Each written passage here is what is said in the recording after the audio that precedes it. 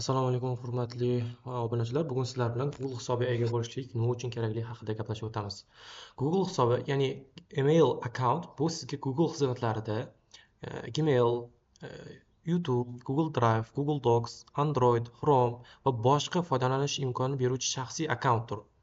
Google hisobiga ega bo'lishlik uchun quyidagilarga, ya'ni foydalanuvchilik haqida ma'lumotlar, to'liq ismingiz, familiyangiz, foydalanmoqchi bo'lgan, ya'ni foydalanuvchi nom, username, masalan, misol uchun meni o'zimni shaxsiy emailim oybek qanaqangidir gmail.com va qandaydir kuchli parol bizdan talab qiladi.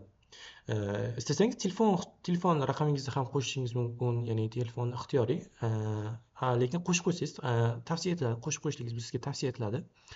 Google hisob xavfsizligi uchun telefon raqamingizni so'rash mumkin. U orqali parol tiklash, 2 bosqichli tekshiruv va xabarnomalar bo'ladi.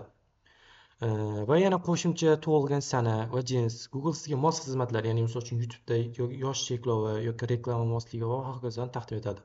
Shunday narsalar uchun sizdan Google tug'ilgan sanangiz va jinsingiz talab etiladi. Hisob ochish bosqichlariga keladigan bo'lsak, xo'p, birinchi o'rinda biz hisob ochish uchun nima qilamiz? Google, ya'ni hozir menda Chrome dasturi mavjud. Chrome dasturidamiz. Chrome dasturida Google sign up deb yozamiz. Mana e'tibor bersak, bizga create a Gmail account deyapti, ya'ni Google hisob ochishlik deyapti. Ustiga bosamiz. Mana bizdan etap qanday account ochishlik haqida qisqacha tushuncha beryapti.